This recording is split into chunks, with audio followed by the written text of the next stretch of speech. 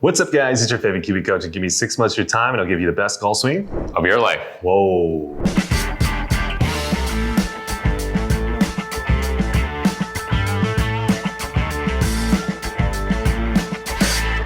So welcome back to the channel, guys. In this particular video, we have the one, the only, the infamous Hiro-san. Welcome back to lesson number 2. Say hello to the audience. ありがとうございます。Thank you so much, Mike. どうも、ヒロと申します。2回目の動画を撮っていただいて、今日は主にアイアンプレーと、またドライバーのスイング方向性について、いろいろ教わりたいと思います。どうぞよろしくお願いいたします。This video is brought to you by Starbucks and caffeine, so let's go have a good lesson. Let's do it. A lot of things that we worked on was definitely my release. I'm releasing a lot. I'm getting so much higher ball flight than ever. And my strike is really good. Although I cannot hit a push draw that I like to see. See, Hiro knows how to give negative feedback, correct, right? He's got to give you, butters you up, gives you the positive, and then lays down the negative.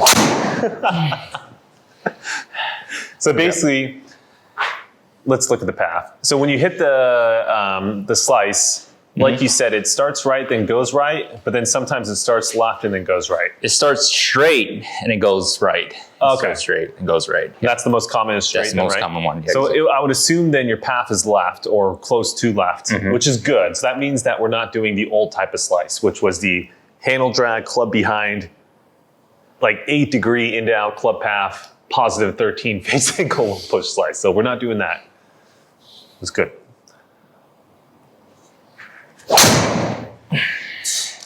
So now the question I think really lies, how can I square the face basically with this new release pattern is really the question, right? So I understand how to throw the club out towards the ball, how to get less handle drag. But if I want to square the face more, how can I do that? Maybe you don't want to necessarily gamma rotate or do this as much, right? So how can I do that without doing a massive amount of this, right? That's the question. How? Just release more? Is that?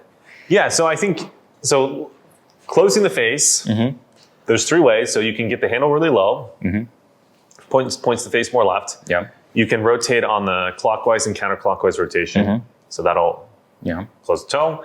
And then last but not least, you can get the handle to be more handle late. That also closes as well. Yeah. So kind of our idea on the alpha is we try to close the face more so through almost, I guess you call it handle late, but we call it more of the alpha rotation. Yeah. So that would be how I'd want you to try to close the face up. So getting more of this. Yeah. And then worst case scenario, if we have to add on a little bit of a counterclockwise rotation, maybe that would be something we could do as well. Okay. So I think when it comes to keeping height trajectory, typically the handle late idea is a better approach to squaring the face because this will typically take off loft, but you'll hit the ball straighter, right? So you know, for you, that's why we always try to talk about the alpha rotation. I think that's what we need to do to fix. Like no rotation, just release.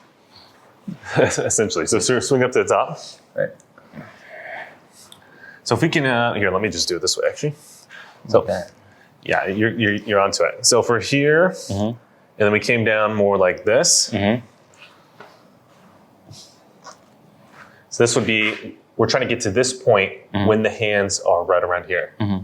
Yeah. So if you get there, that would be the more alpha rotation way to rotate it. And that should, close the face. That should close the face. All right. So all you're trying to do is come down and feel like most of the alpha rotation is done at this point. Okay. And that should square the face. So I'm assuming that your path will be probably closer to still negative, but instead of having like a positive 2 face angle, maybe you have a negative 2 face angle. Yeah. And that would probably hit us a little baby fade.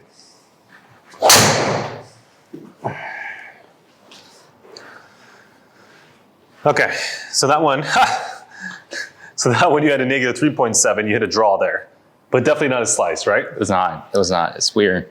So, and you still had a dynamic loft, which guys, I know for most people that's not a high dynamic loft, but for Hiro that's quite high, 14 degrees. You still got good loft. So that means that you most likely were more so releasing the face on the alpha axis as opposed to the gamma. Right. Because if you release on the gamma, you'd probably see that drop lower. Okay. Most likely downer. Because, when you hit it low, you're hitting it at like almost 10 degrees aloft. Release.